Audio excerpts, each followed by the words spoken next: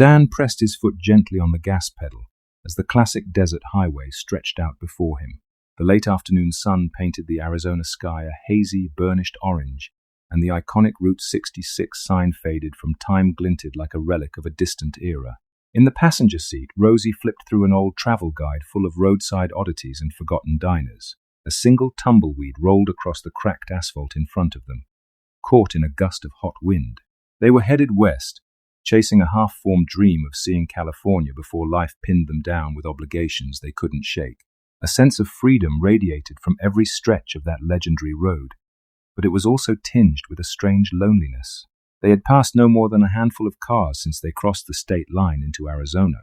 Most of the landmarks Rosie read about, wildly painted gas stations, motels shaped like teepees, were either boarded up or in disrepair.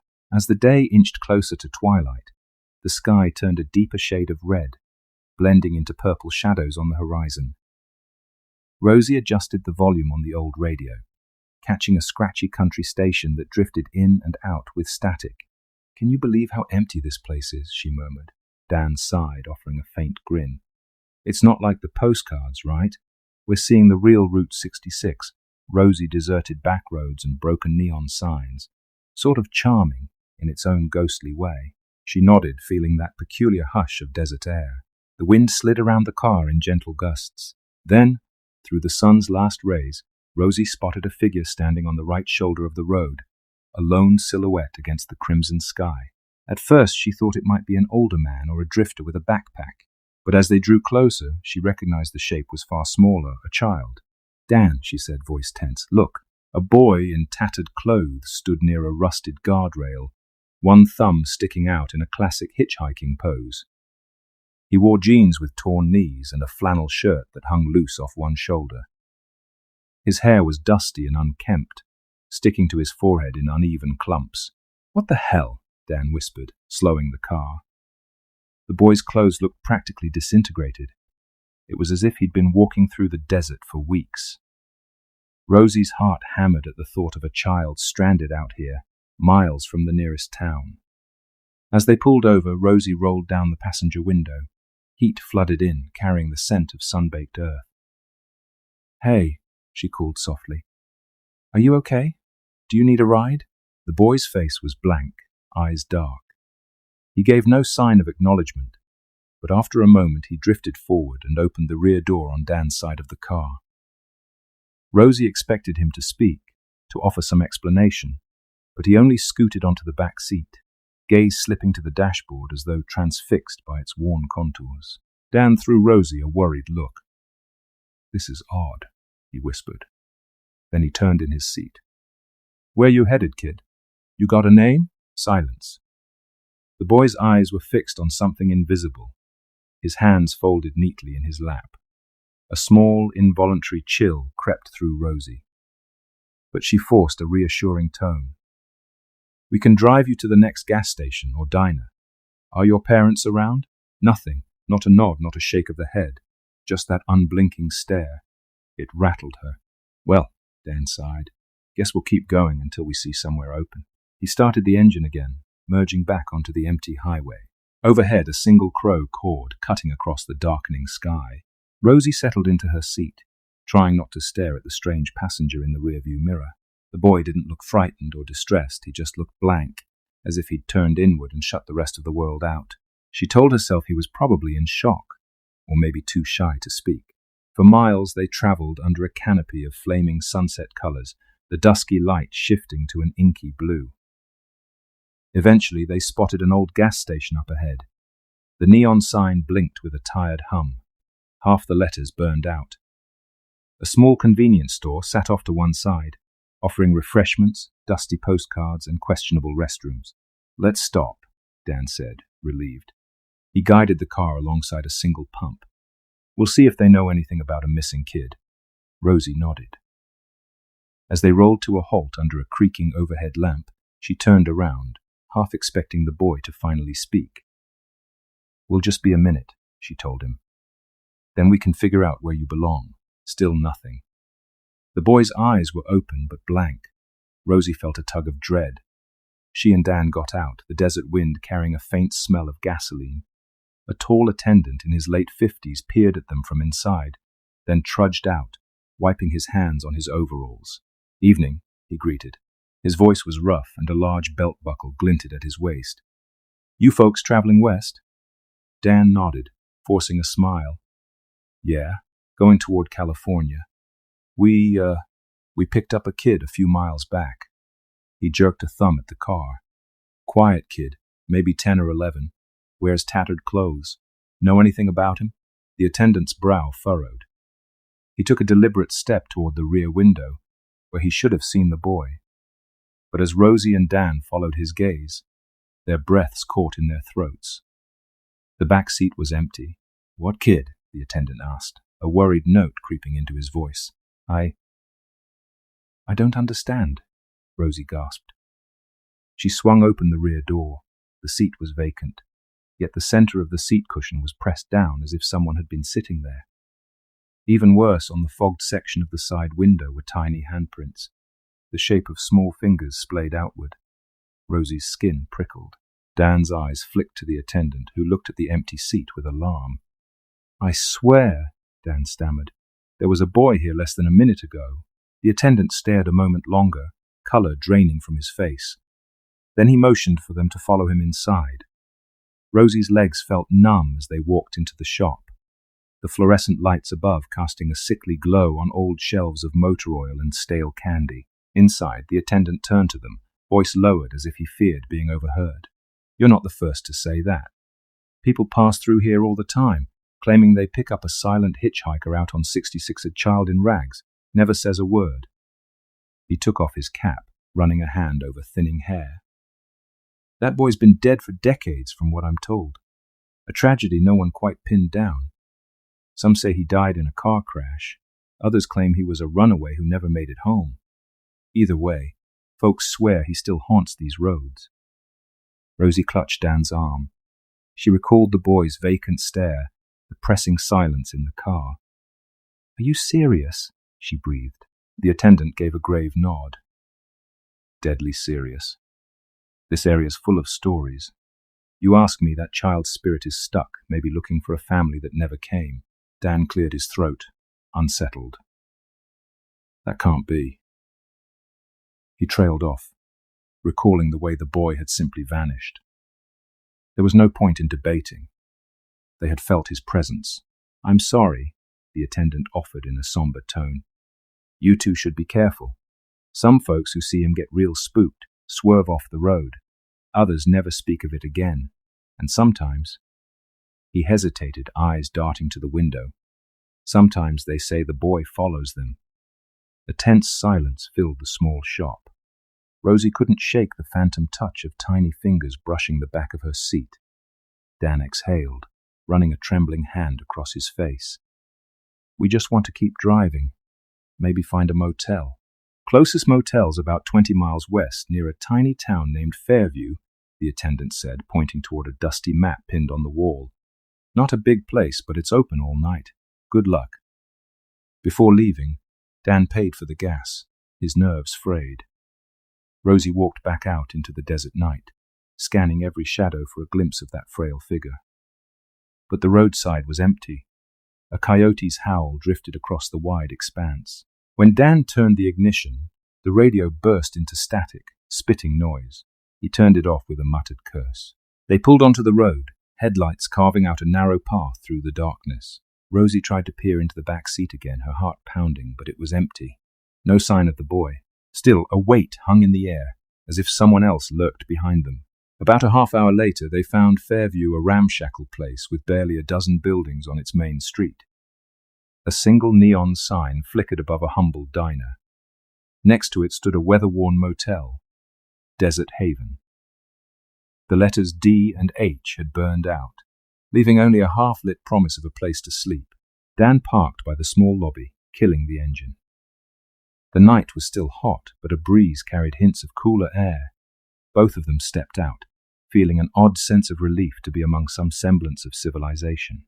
Inside the office, a middle-aged woman with heavy eyeliner and a practiced smile greeted them. "Evening," she said, voice echoing in the quiet room. "Room for two?" "Yes, please," Rosie said. "And Do you know if there are any kids around here who hitchhike?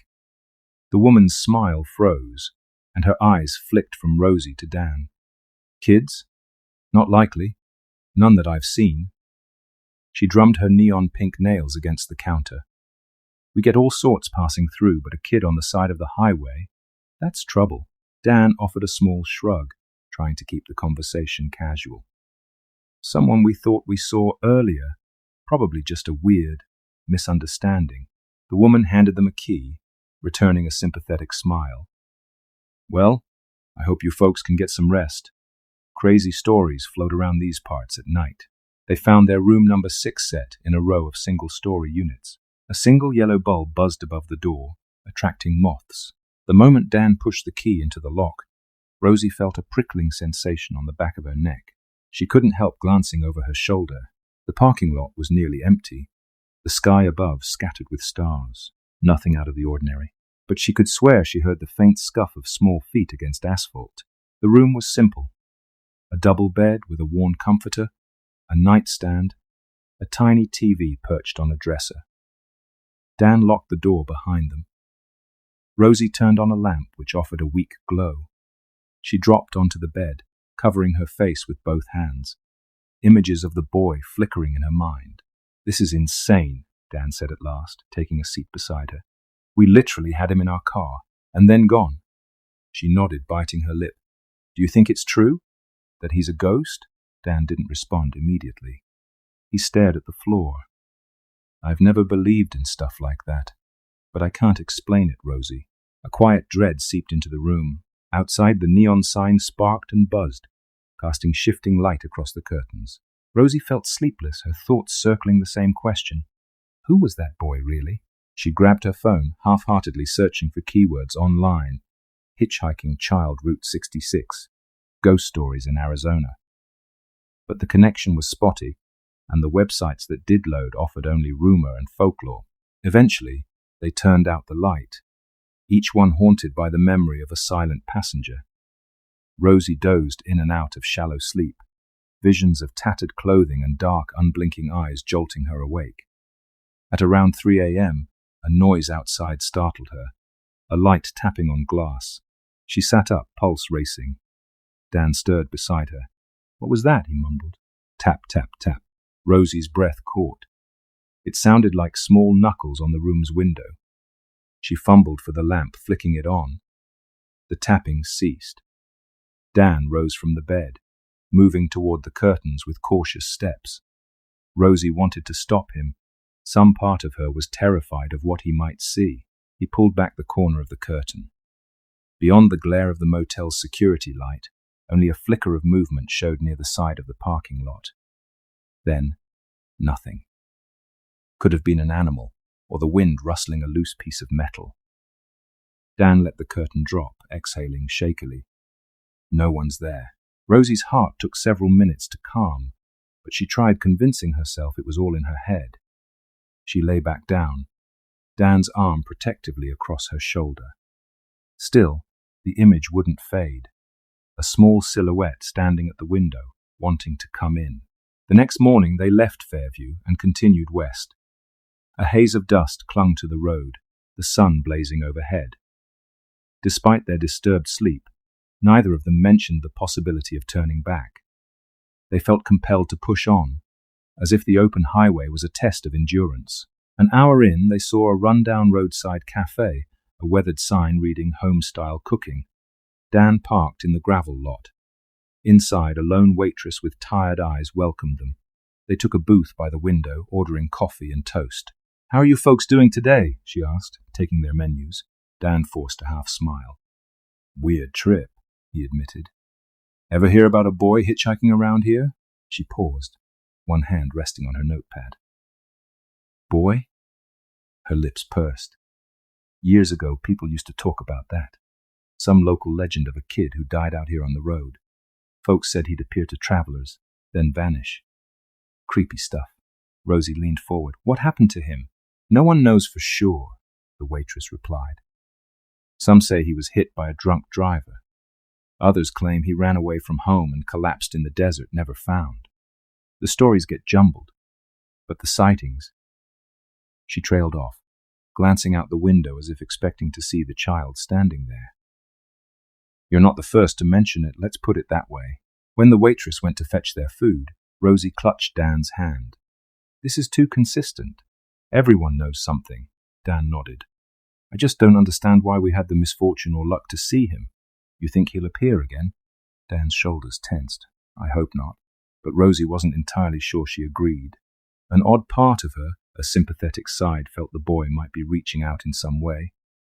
Silence hung between them, broken only by the clatter of dishes. When they finished, Dan left cash on the table, and they stepped back into the relentless heat. They resumed their drive, passing rusted railroad tracks and clusters of cactus. The day stretched on, the desert shimmering in the sun. Now and then, Rosie thought she saw flickers of movement in the corners of her vision. A hunched figure disappearing behind a tumbleweed, a flash of tattered clothing at the side of the road. But each time she blinked, there was nothing. Around mid-afternoon, they stopped for gas again at a small station with a half-collapsed canopy. Dan went inside to pay while Rosie waited by the car. A neighboring pump had an old pickup, battered and dusty. Leaning against it was an older woman wearing a wide-brimmed hat and aviator sunglasses. She seemed to be watching Rosie. "Nice day," the woman said after a moment. Her voice carried easily in the stillness. Rosie nodded politely. "Sure is." The woman removed her sunglasses, revealing crow's feet etched deeply around her eyes. "You passing through? Or are you the ones who saw him?" Rosie froze, heart thudding. "Saw who?" The woman's gaze turned sympathetic. "I've lived around these parts for a long time. I see travelers come through, shaken. Always the same story boy hitchhiking, vanishing from the car." Word spreads. Rosie tried to swallow her nerves. "Yes, we saw him." The woman sighed. "I've heard you can't help him move on unless you're willing to risk some danger. Supposedly, if you talk to him in just the right way, you might bring him peace. Or you might lose yourself out in that desert, chasing a ghost." A question tumbled from Rosie's lips. "But how? He doesn't speak." The woman shrugged. "Some say he's waiting for someone with enough compassion to see him to the next rest stop, to help him find a final destination he never reached. Or maybe he's just stuck in a loop. Hard to say what the dead want." Before Rosie could ask more, Dan reappeared, receipts in hand, looking perplexed. The woman hopped in her truck, tipping her hat in goodbye. Rosie watched her drive away, stirring dust into the air. "What did she say?" Dan asked, noticing Rosie's troubled expression. "Just more rumors," Rosie answered, though her mind churned with new doubts and curiosities. "Let's get back on the road."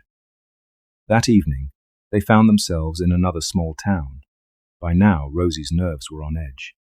Every flickering sign, every empty roadside, reminded her of the boy's vacant gaze. At the local motel, they rented a room with dull wallpaper and a single ceiling fan that squeaked incessantly. Rosie stepped into the bathroom to wash up. When she returned, Dan stood by the window, eyes wide with alarm. He beckoned her over, pointing at the car parked below. On the back window, through the layer of dust, small, childlike handprints had formed, trailing across the glass as if someone had pressed their fingers there. Rosie's stomach twisted. "No," she whispered. We locked the doors." Dan simply shook his head. They rushed outside, scanning the lot. Night had fallen, the moon just a pale crescent in the sky.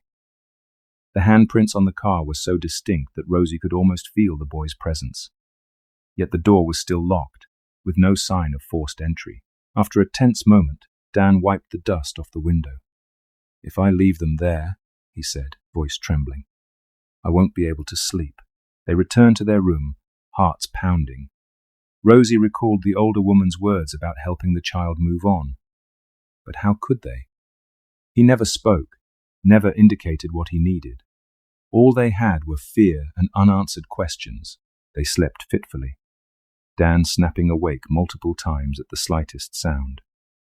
Around 2 a.m., Rosie had a dream. The boy stood at the foot of the bed, silently pointing at the door. His eyes, in that dream, were full of sorrow, and his lips formed words she couldn't hear. She jolted awake, unsure if it was a warning or a plea. At dawn, they decided to push on, convinced that if they just got away from this cursed stretch of highway, the strange manifestations might cease. They aimed to reach a bigger city, maybe Flagstaff, hoping the bustle would break the spell. The quiet two-lane road meandered through rocky hills and scrubland, endless and oppressive in its emptiness. Rosie checked the map, brow furrowed. There's a turn-off up ahead that leads to some old ghost town. If we keep going straight, though, we'll eventually see a larger route. Let's stick to the main path, Dan muttered, speeding up. No more ghost towns. Yet, as they rounded a bend, the engine stuttered. The gas gauge flickered, the needle dancing erratically. Suddenly, the engine lost power. Dan pulled off to the shoulder, cursing under his breath. Rosie's heart sank. We still have fuel, she insisted, staring at the gauge. It was stuck between half and empty now. What's going on? Dan tried the ignition again, to no avail. Might be an electrical fault. He exhaled sharply, stepping out into the blazing sun. Rosie followed, shielding her eyes from the glare. No cars had passed in either direction for a while. They stood there, the heat radiating off the hood, uncertain what to do. We have roadside assistance, Dan said, but who knows how long they'll take out here. Rosie scanned the horizon. The road stretched out in shimmering mirages. A sudden wave of unease washed over her, as though someone was watching, or waiting. She turned, and her stomach lurched. In the distance, near a cluster of boulders, stood a small figure. She couldn't see it clearly, but her mind immediately imagined that same tattered flannel. Dan, she hissed, tugging at his sleeve. He looked up, squinting. Oh, God. The figure took a few steps forward, then vanished behind the rocks. Rosie felt a wave of conflicting emotions, fear, pity, a desperate longing to understand. Should we go look? Dan asked, his voice tight. Rosie nodded, though her entire body trembled. They started walking, the crunch of gravel underfoot echoing in the still air. As they neared the boulders, Rosie noticed footprints in the dust, small barefoot tracks heading deeper into the desert. They followed them, hearts pounding. Dan was drenched in sweat, muttering curses about the heat. The tracks wound around the rocks, then disappeared altogether, as if the child had walked straight into empty air. Rosie's eyes scanned the ground. They're just gone. They stood there in silence, the wind stirring up a swirl of sand. Rosie shivered. He's playing with us, or asking for help, Dan countered, though he sounded unconvinced. Come on, let's get back to the car before we fry out here. When they returned, Dan tried the ignition again. This time, it clicked into life. Rosie released a breath she hadn't realized she was holding. They merged back onto the road, leaving a cloud of dust behind. By late afternoon, they pulled into a relatively larger town with a few chain restaurants, a proper motel, and a more modern gas station. The sign read, "Welcome to Sage Bend." They checked into the motel, relieved to see well-lit corridors and a busy parking lot. Inside their room, Dan and Rosie finally felt some of the tension ease. They showered off the day's dust, then wandered down the block to grab dinner at a family restaurant. The normalcy of it, families chatting, a TV showing local news, was comforting. For a few moments, Rosie almost forgot about the hitchhiker. Halfway through their meal, though, the overhead news channel caught her ear. The anchor talked about a decades-old local mystery, the disappearance of a boy on Route 66 in the 1950s. The newscaster's voice was faint, but Rosie honed in on the details. Allegedly, a 10-year-old named Simon had been reported missing near a diner on the old highway. His parents searched for years, but he was never found. Dan noticed Rosie's sudden distraction. She nodded toward the TV. "It's him," she whispered. "It has to be." They listened intently. The anchor mentioned that some residents still claim to see the missing boy's spirit wandering the desert at night. A local historian weighed in, saying that countless travelers had encountered an apparition in ragged clothes, always hitchhiking, always silent. When the segment ended, Rosie's hands were trembling. "He really is a ghost," she murmured. "A child's ghost." Dan could only nod, speechless. That night, as they settled into the motel room, Rosie found herself staring at the mirror, trying to picture the boy's face. She was torn between dread and overwhelming sadness. She couldn't escape the idea that the child wanted something needed closure he never received. The clock on the nightstand read 2 a.m. when Rosie woke to a frantic whisper. Dan was at the window, beckoning urgently. Lightning flickered outside, illuminating the parking lot. Clouds had rolled in, wind whipping the trees. In a brief flash, Rosie saw a small figure in the far corner of the lot. The lightning died, plunging them back into darkness. She hurried to Dan's side, their eyes straining for the next flash of light.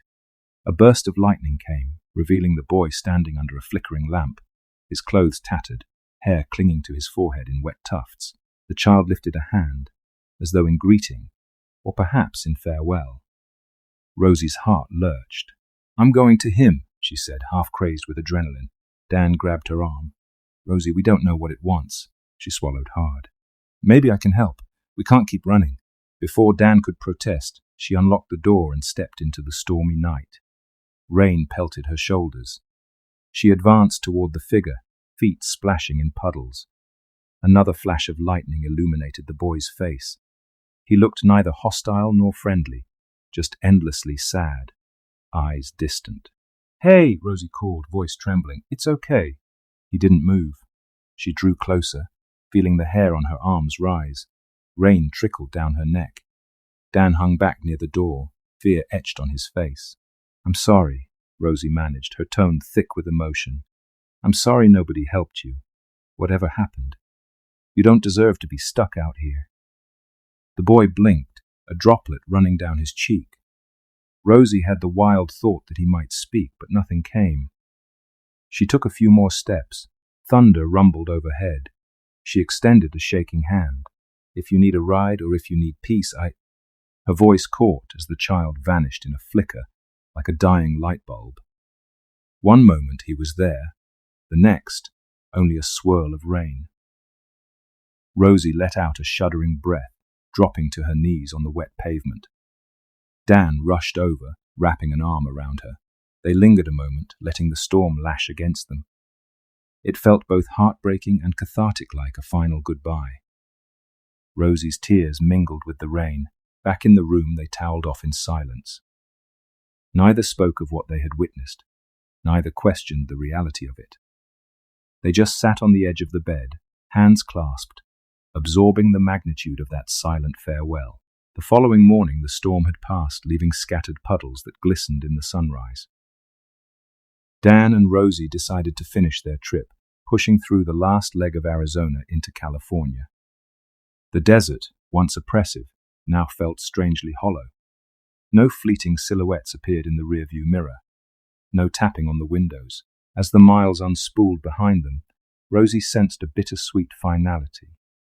She thought of the boy often, of what might have happened if they'd managed to speak with him, or discover his true name. But maybe it wasn't for them to know. Perhaps that lonely spirit had found some measure of rest, or would find it soon. They completed their journey to California, and after a few days of rest and visiting friends, they returned home via a different route, far from the desert highways. And yet, even back home, Rosie sometimes woke late at night, certain she heard a faint whisper outside the window. Once, in a passing dream, she saw the boy standing in the distance, hand raised in that same silent gesture.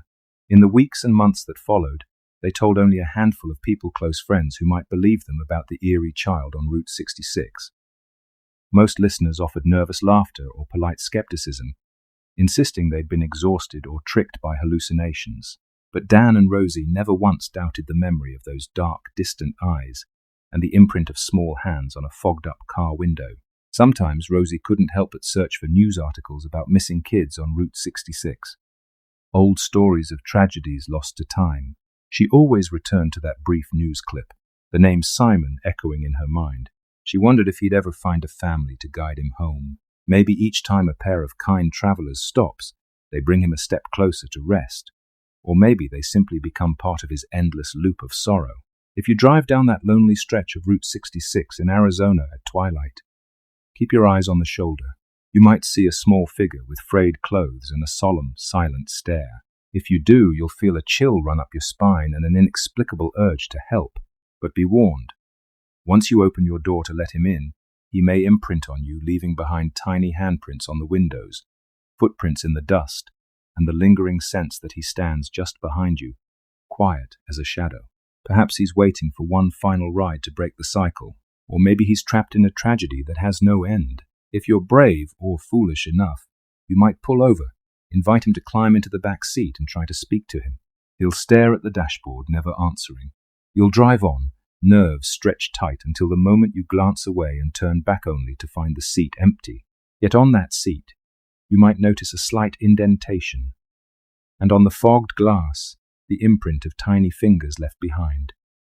By then, you'll understand the hush that falls over the desert at dusk, the hush of wandering souls who slip in and out of mortal sight, waiting for the kind-hearted traveler who might finally grant them peace. So go on. Take that midnight drive along Route 66. Just remember, some roads are traveled not only by the living, and sometimes a child stands at the edge of the highway, hoping this time will be different, but never able to say a single word.